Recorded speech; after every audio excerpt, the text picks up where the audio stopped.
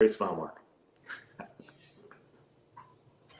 Hey everybody, it's Mark Schultz here, and it is Wednesday morning again here in the United States, and we are live with another edition of Recovery in Aviation. Hey, we're going to be talking about the latest and current news, what's happening in the industry, the stress that's occurring on the industry right now, what you need to be doing to be able to optimize your environment to be successful in this new world. We're going to talk a little bit about cargo, about electric aircraft, a lot of really fun stuff. Join us. Do not miss this conversation. Stick with us.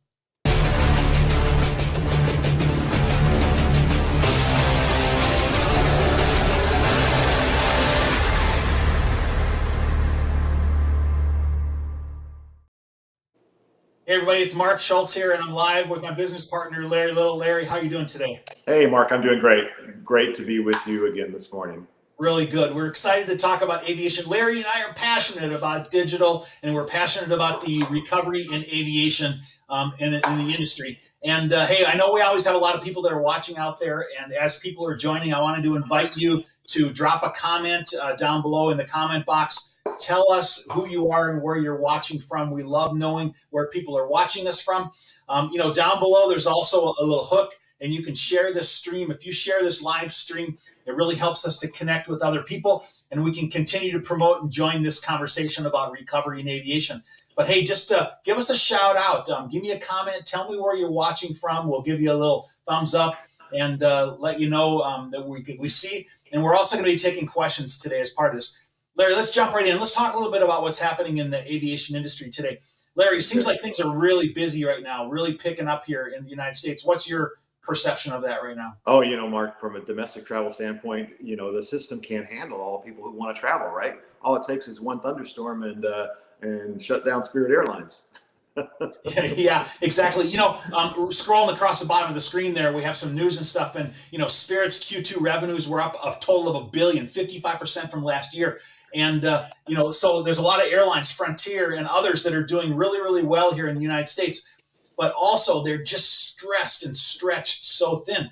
And if anything goes wrong in the system, listen, we all know that if something goes wrong in the system, disruption management has been a key discussion topic for many, many years. Right. And we all critically rely on operations to work properly. And when we're running on narrower margins and less people, when things go wrong, they can really go bad. Larry, Mark, obviously I was kidding. It was a lot of weather issues that, impacted both Frontier and Spirit, but you said it, they just don't have, things are running, so close to the vest that they just don't have the capacity or, any tolerance to address, whether it be people or weather.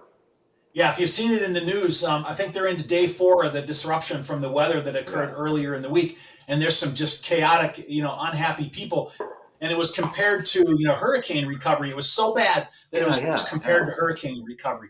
Just absolutely crazy. So anyway, those are some things that are really important to pay attention to is really what's happening. Next, a lot of the airlines are actually expanding their routes right now. Things are really growing and really growing fast. Larry, I'm seeing international routes and things, increasing right now. What are you seeing out there? Well, I mean, as we can read across the bottom here, Ryanair is really doing great. I think their capacity is increasing, and we're seeing Gol actually buying some of the Maxes, or getting some of the Maxes that they were committed to. So that's just, I think the growth is.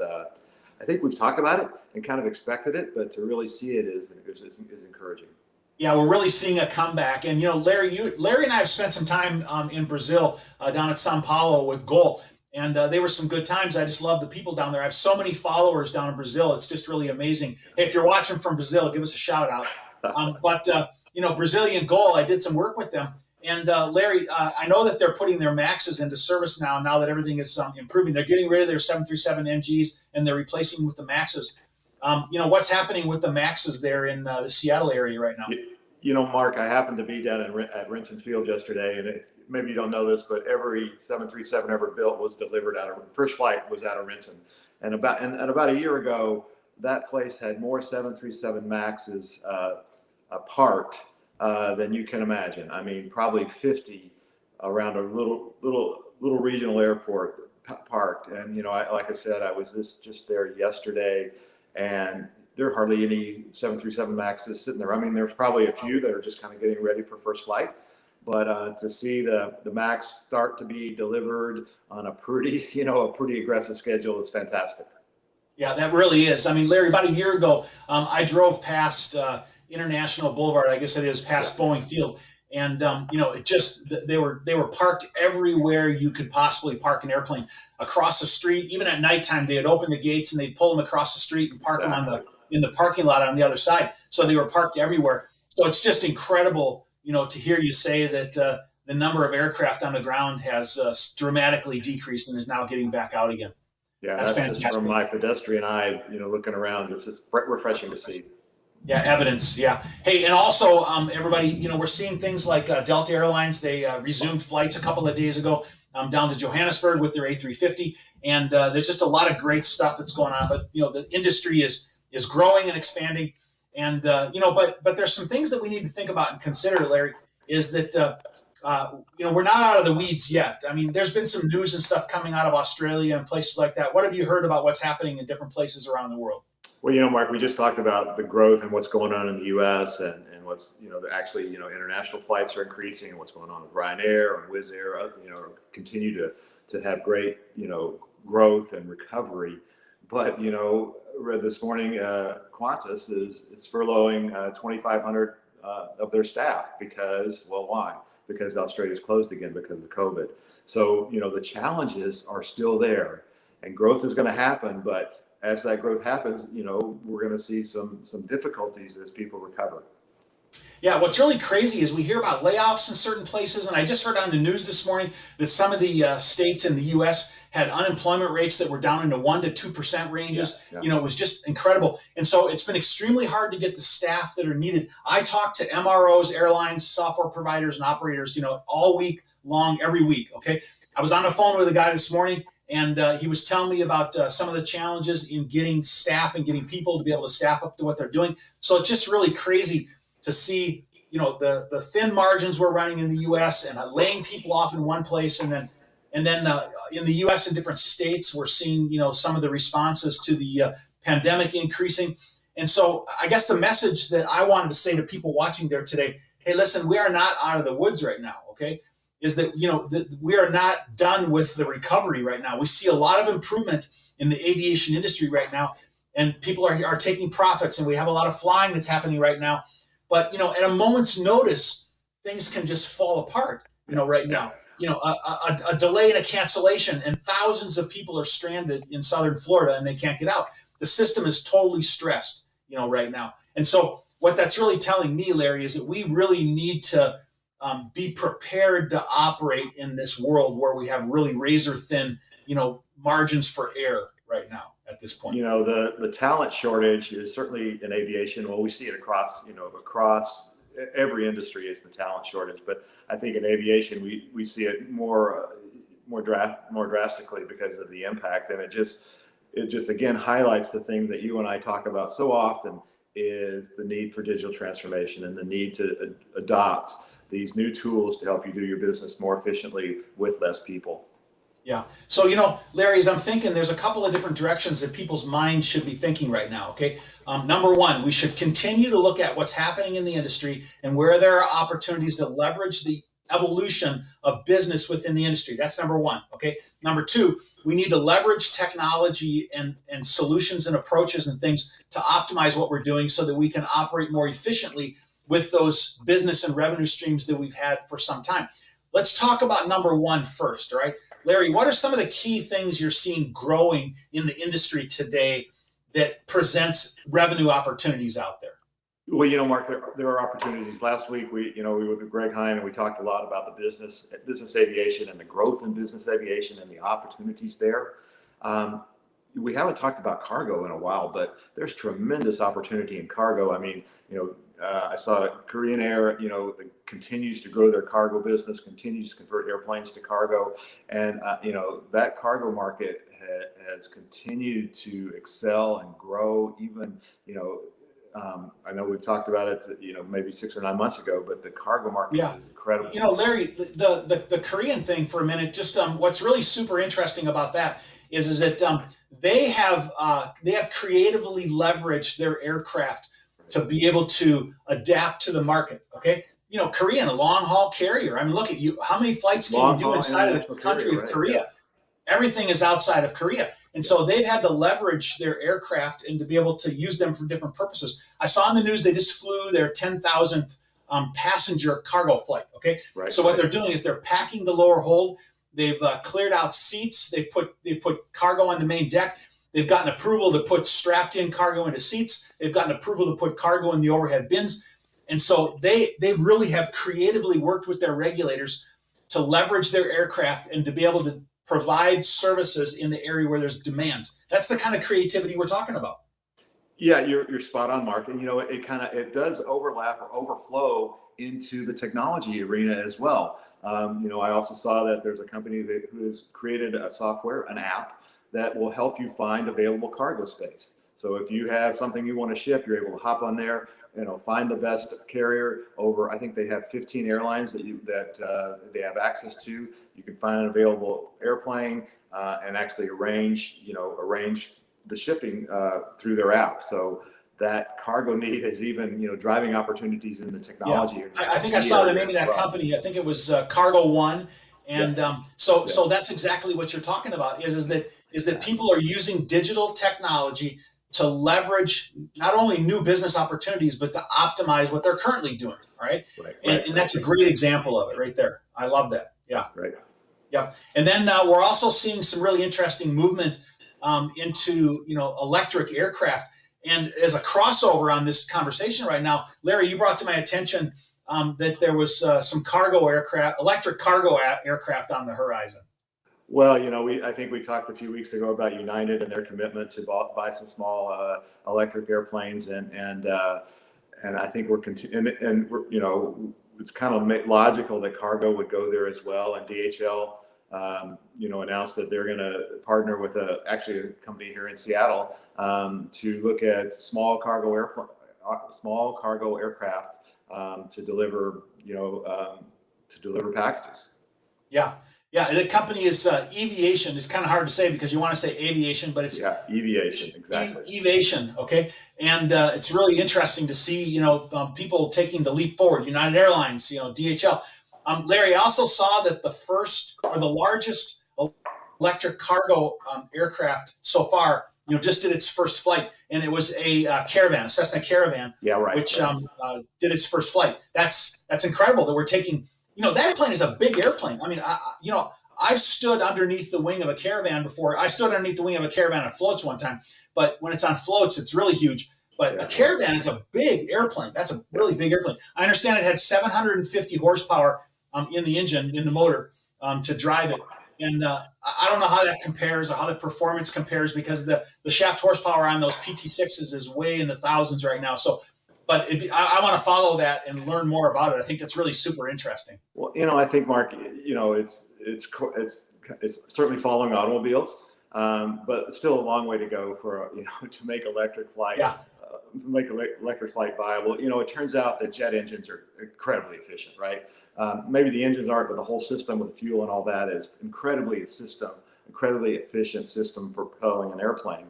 And the electric motors are great, but you still got to put a big battery there. I heard it described. No kidding. I heard it described exactly. recently as the battery technology is kind of like where we were in the '80s with computing technology. We all had big computing systems, and the supercomputers took up warehouse-sized rooms, right? And now you can do that on a laptop, and I think we'll see that in battery technology as well. But that's really the pacing item right now. Yeah, that's really what launched Tesla ahead was Elon Musk's forward thinking about batteries. And, he wasn't happy with the technology that was in his batteries that he was getting from suppliers. And so he decided to create his own batteries. And he started developing the technology and hiring vendors and coming up with more advanced technology. And, I saw this Aviation aircraft that they were talking about recharge times that were like 30 minutes per hour of flight or something like that. Okay. Okay. Wow. So, yeah. So we're definitely looking at needing improvements because, cargo airplanes have less of a turn time on the ground. Right. But, some, commuter aircraft can sometimes have 20, 30-minute turn times. And so you can't spend 4 hours charging an airplane, on a 30-minute turn time. So I know there's some challenges and issues that have to be dealt with, but it's really super interesting technology. Oh, it really is. This is just a baby, right? just a baby, Yeah. and we're going to watch this grow and actually mature into something Yeah. that's real. And I mean, the next step is hybrids, right? You have battery power and you have, jet or piston power as well. And I think there's some companies looking into hybrid. Not, I think, I know there's some companies that are looking into a hybrid application, just like we have on our cars. Yeah, I'm going to have a guy on in the near future here from Honeywell to talk about some of that, the hybrid kind of stuff. Hey, let's recognize some of our people out there watching. We just had somebody. If you're out there watching, give us a shout out in the comments and let us know you're watching. We'd love to have you tell us who you are and where you're watching from. But I see we had Matt Haga join us from San Francisco. Matt is an amazing supporter of the aviation industry, and he recently published a report which was the top, I think, 20. No, it was more than that. The top women on LinkedIn, actually, and in aviation on LinkedIn. And I really appreciate your efforts, Matt, and what you're doing to promote aviation and promote, women in aviation. And it's just great efforts that you're doing. Thanks for joining us today, Matt. I really appreciate it. And let's see, we have Jack Ambrose who's joined us. He's here from Houston. Hey, Jack, thanks for joining with IBA. I'm not sure who IBA is, Jack. I'm going to have to look it up. Thanks for joining us, though. Earlier, we had a couple of comments. We have Solomon Tefera watching from Maryland. Solomon, thanks for joining us. Appreciate you being there. Here we have, sometimes the names don't come in. I really sorry about that. I don't know who this is, but we had someone saying Cessna Courier, and we had somebody else acknowledging us. Hey, hello out there. I don't know who you were, but it said hello. But we also had a comment I wanted to throw up there as well. We have Nithan Sawant. Thanks for joining us from India. I really appreciate that. And then if we could show that comment that we had up there. I really like this. Business aviation are following digital ways to increase airworthiness and cost ground time reduction. But anyway, business aviation is really focusing on digital. I've seen a lot of applications where people are focusing on digital in business aviation, like in records and on aircraft maintenance and different things like that. Larry, that's really an important sector, the business aviation sector. Well, it continues to grow and grow and grow, and it hasn't seen the impact that commercials had, and I think there's maybe a more willingness to be an entrepreneur or to adopt new technology, to be an early adopter of new technology in that space. A lot of the responsibility comes to the pilots. The pilots love new technology. Yeah, exactly. No kidding. Hey, we got a question that came up from one of our viewers. I wanted to throw it up there. Sam Isaac from India. He says, hey, he has a question. He says, how long the demand for cargo business will continue? Which region will have the most? Listen, I am definitely not an expert in this area, but I do talk to so many people. I talk to hundreds of people, and I feel like I have a pretty good handle on what's happening in the industry. And so I'm not going to tell you, Sam, that I'm an expert in this area, but I'll tell you what my impression is, okay? Is that what we're seeing right now is we're seeing a balancing that occurs, all right? It's just like in the stock market. We see certain things go up and certain things go down, and then certain things go down and certain things go up, all right? We see seasonal traffic of passengers, and we see seasonal traffic of cargo, and they're generally in the past, okay? In the past, they had been opposite from each other, all right? Passengers were going one direction in one part of the year, cargo was going the other direction, and then it reverses, okay? Now, with all the changes in the economy, that's changed dramatically because we don't have as much international passenger traffic that's occurring. But what we've definitely seen is an increase of cargo across the board. All right. Now, I believe as more passenger aircraft will start to fly, there'll be more lower cargo hold available space, which will impact the availability. And I think some of the other places where it's being supplemented will maybe reduce. But overall, we've seen an entire lifting of the cargo demand because of online purchasing and the lack of international travel. And listen, there just is not going to be a short-term decrease in that. There just isn't. It's just going to continue. We're going to have to see to what level it rises to. But I believe we've seen it rising to a certain plateau, and we're on that. And I think we're going to continue to see it grow. But, I just really seriously doubt there's going to be any downturn in traffic. I just don't see it. Mark, I would agree 100%. And you kind of talked about, large airplanes carrying freight nationally and internationally. I like to say, or kind of think about it this way, is I can't see that last mile of delivery changing. That's probably still going to be a truck for a while, but it's maybe that next to last mile. that, DHL bought a lot of are looking at these small electric airplanes to go not the last mile, but the next to the last mile to move it from a major airport to the next port. And these super efficient, small, electric or vertical takeoff and landing aircraft. And I guess I think that's probably the next window of opportunity for growth. Really interesting. But that's why we keep saying this, is to keep an eye on the shifting market. Hey, listen, you always have to be watching for where the market is growing, rising and falling, and you need to go to where it's rising and leverage the rising tide. I mean, we all have to do that. Hey, listen, we got another visitor coming in. Rosemary Bressler came in. Hey, Rosemary, thanks for joining us from Hobart. And then let's see, we have Nick Puna there. He says, hey guys, I was an aviation inspector for British Airways and Air Tanker. And last 5 years, I've been studying blockchain technologies. I feel that if overall the aviation sector was going to survive, we need blockchain. Boy, you just hit a subject that's really near and dear to me. I'm just telling you right now, is that that's right. I believe that blockchain is going to make a major impact to digital in the world, okay, including aviation. All right. Now, here's one of the big challenges that we have. Everybody listen carefully, all right? Digital in aviation has moved so slow, all right, is that we have had such a difficult time. I'm going to date myself because I want to show you how important this is, okay? In 1977, I had my first thought about implementing of digital in aviation. I called up a friend and I said, how much data storage would it take on a CDC, a Control Data Corporation computer, to save an electronic airworthiness directive? They were only available on paper at that time. That was in 1977. And you know what? Today, okay, we have airworthiness directives electronic. We have maintenance manuals electronic. But a large portion of the business that's conducted in aviation is in paper. And that is almost 40 plus years later. So things have moved really, really slow. But we're seeing a significant acceleration. We did a series a couple of months ago on blockchain. And I believe that distributed technologies and the ease of putting things on a platform and the access that it provides and the immutable ability of the blockchain to not be changed is going to be a dramatic impact to aviation. We're going to be able to leverage blockchain and use blockchain in applications like we never have before. If I were you, I would keep a close eye on those technologies as they evolve. Just a couple of years ago, people said, oh, Bitcoin, that's for the dark web, isn't it? Okay. But things changed really, really fast. Cryptocurrencies, are moving really, really, really fast. And you can buy with cryptocurrencies, Ethereum, and those application-based blockchains are really an important part of the industry today. And it's important, Nick, that we stay on top of those things and that we leverage those technologies, because if we're going to make the significant advances that we need in this industry, we need to leverage current technologies, and blockchain is definitely one of them. There's no question about it. Yep. Let's see. We have another person I wanted to acknowledge. We have, Rosemary. We missed her before, but she's in Hobart. Larry, how far is Hobart from where you are? God, that's a good question, Mark. I have no idea. Okay, Hobart. I think it's near Spokane. I don't know. I'm going to look it up.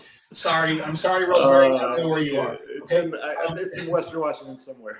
Yeah, and then we have Shahid watching from Jordan. Hey, I spent some amazing times in Amman, Jordan, the last couple of years. And hey, for those of you watching in Jordan, I am really looking forward to coming back to international travel and going back to places like Amman and places like that. Umberto is a regular follower of ours down in Sao Paulo. Umberto, I love Brazil and the Brazilian people, and I just am so excited that you join us from Brazil and give us your participation. And I thank you for being part of our regular broadcast, Umberto. He is on all the time. And then we have Pete Flores. Good afternoon, Pete. Great to have you on. Flores Gomez.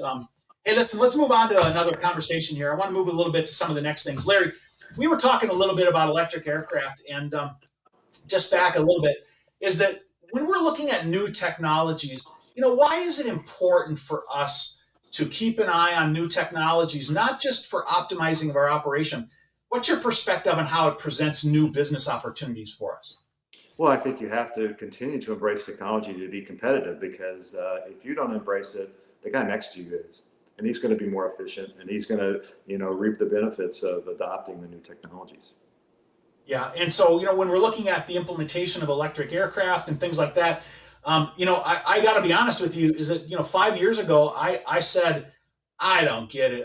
How could you take a battery, and because of the range problems and the weight problems, how could you?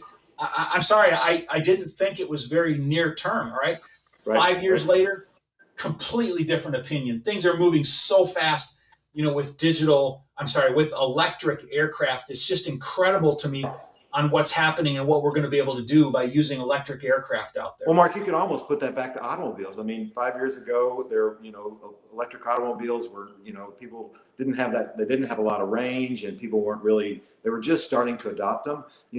Now electric cars are the fastest cars on the planet. You're gonna, Tesla is installing, charging stations across the U.S. So just in 5 years, the automobile technology has changed so much. You have to think the aviation is going to follow that. Yeah, what was the first Chevy that came out? I can't remember. What was it again? It was Chevy Volt or the Volt. The Volt. Volt. It had like 100-mile or like a 90-mile range or something, and I'm like, Yeah. what am I going to do with a 90-mile range on a vehicle? I can't even drive to work and back on 90 miles. But things have changed so dramatically. It's incredible. You have Teslas that can go almost 500 miles, and and between charges, and they charge so quickly, and it's incredible. It's really incredible what we're really seeing. Hey, let's recognize a couple more people. We'll figure out the battery technology. I mean, yeah, some smart guys are going to figure out that battery technology, and it's going to just be fun to watch. Yeah, it's moving so fast. We have Carrie Friendly that's joined us. Thanks for joining, Carrie. Appreciate that. From Everett, AMTI flight line inspector, over 23 years of experience. He's looking for aviation employment. Hey, listen, more than happy to help. If anybody's watching this broadcast and if you have an opportunity, it looks like Carrie is on LinkedIn, reach out to Carrie. There's just a lot of people out there that have had to move around in their jobs and find new opportunities. And if you're one of those, hey, reach out to me. I'm more than happy to give you a plug, on a broadcast like this. If you're looking for something, there's a lot of companies out there looking for good people, right now. And if I can help as a connector, I'd love to do that. Hey, listen, I want to keep moving and talk about digital. Larry and I are all about digital transformation, right? We've been about it for years. Digital transformation is really critical and important. I want to tell you real quick again, those of you that watch this on a regular basis, you know what I say all the time, because I say the same things over and over again. But digital transformation has 4 core pillars of digital transformation. Okay, I'm going to say them. Number 1 is belief. Number 2 is people. Number 3 is processes. Number 4 is technology. Okay. Yep. Now, why are there 4 core foundations to digital transformation and not just buying a new iPad? All right. And it's because number 1, the number 1 reason why companies have been successful in their internal digital transformations is because an executive leader or an evangelist or somebody that wanted to go forward with a digital project was absolutely committed to a successful outcome. They believed that the outcome was going to be successful. That is the number 1 factor for success of a digital transformation project. Okay. Number 2, people. Why are people important in digital transformation? Larry, why are people important in digital transformation? They have to, be willing to embrace the technology, and they're the ones that are doing the work with the new technology, right? People. So there's nothing more powerful than a mechanic with an iPad who loves it, in terms of, helping the whole organization to drive the change. Yeah, we talk about change management being such an important part. What is change management? Change management is the readiness of people to adopt change, okay, is what it really is, and the management of that change. And the acceptance of new technology and new processes is a critical part of digital transformation, because implementation of new processes is the next one, but people have to accept it. We have to leverage the knowledge of people around us. We have to leverage the knowledge of our peers, leverage the knowledge of the industry standards, and collectively together, people make up our knowledge base and our ability to be able to be successful. Don't do this alone. Do this with people around you. Okay, people. Number 3 is process, all right? Larry, a lot of times people want to implement technology and then look at process. Tell me why that's backwards. I'm sorry, Mark, say that again. Yeah. A lot of times people want to implement technology and then implement process. Why is that backwards? Well, looking at your process and your value streams, you really identify where you can reap the most benefit from new technology. You really identify those gaps where technology can really bridge, those gaps that technology can really bridge. So that looking across your processes will highlight where you can get the most efficiencies and will help you close the business case, really. Yeah, exactly. And so looking at processes, so here's how I explain it to people is that I believe that not only is technology a revolutionary element of implementation, okay, but it's an enabler. It's an enabler to a business process. All right. You have to look at what are your core business processes that you're trying to implement. Okay. Where are you going to get the greatest return on investment, either from something new that's new and revolutionary or optimizing of something, with enabling technology. I use that word purposefully, enabling technology. And then finally, number 4, we look at technology and say, what's the right technology for what we're trying to accomplish? Then the process starts over again. Leverage the people, leverage the knowledge of the processes, optimizing them with enabling technology, and it goes over and over again until we have a comprehensive, digital transformation and execution. I mean, I would add one other thing, Mark, is, and you and I have talked about this, is you have to start, right? Don't get too wrapped up. I mean, the 4 things that you just talked about are so important, and you have to consider all those things. But go ahead and start, and you'll learn how each one of those elements contributes to a successful change. Yeah, perfect. Because so often we don't just start. We get paralyzed, and we're not sure where to go and what to do. And let me just give you one other quick thought about this: is that if you don't know where to start, just have a vision for where you want to go. Take the first step and begin to move forward and work out your vision in the processes as you go. It all starts with a mental commitment to do what you're doing. And you will, if you are committed to doing this, you will figure out the people to go to, the right processes, and the right technology. If you don't know where to start, you should call me or Mark. We'll help you. just take one step forward. Exactly. Hey, I saw a couple more comments I wanted to just point out. Back to our conversation about electric. Matt Haga down there again commented 200 miles is about 15 minutes from a Tesla supercharger. So I think what he's trying to tell us is that, it's not very far between Tesla superchargers. We've made so many enhancements. It's incredible. Hey, last week or a couple weeks ago, we had a guest, Greg Hine, and Greg is an amazing business partner and associate of ours, and done some really incredible things. And if you guys want to learn about knowledge of the industry and how to be successful in a software company, Greg is a guy who's done that. And, lots of new opportunities available in business aviation at different MROs and a lot of different opportunities in a lot of places. But Greg, I really appreciate you being on the show with us a couple weeks ago. And that's definitely a place for opportunity. Hey, we have a few other people that have joined. And so anyway, hey, listen, we've already talked about that a little bit, what Nick said. And so we're good there. Hey, listen, everybody, I wanted to just encourage you is that one of the reasons that we have these broadcasts, one of the reasons on a weekly basis, is that we're trying to continue to foster a community of people that are like-minded, that are committed to the success of aviation. Larry, I am committed to aviation because I believe that aviation connects people, okay? Not only is it the core to commerce, all right? Trains, planes, and automobiles, trucks, are all core to commerce and business commerce. So if we want to be successful in business, we need to have efficient commerce, all right? And efficient commerce, one of the critical components of that, of course, is air transportation. If I want to get a FedEx to my daughter in Los Angeles tomorrow, we're not going to drive it or, put it on a truck. We're going to put it on an airplane that's going to be there tomorrow, okay? Transportation is critical. Recovery in aviation is critical, okay? But it also connects people. I believe that once we can fly internationally and we can reconnect with people, transportation becomes a critical part of us connecting with people all around the world. Larry and I are passionate about aviation. And one of the ways that we believe that aviation will continue to be successful is through digital and digital transformation.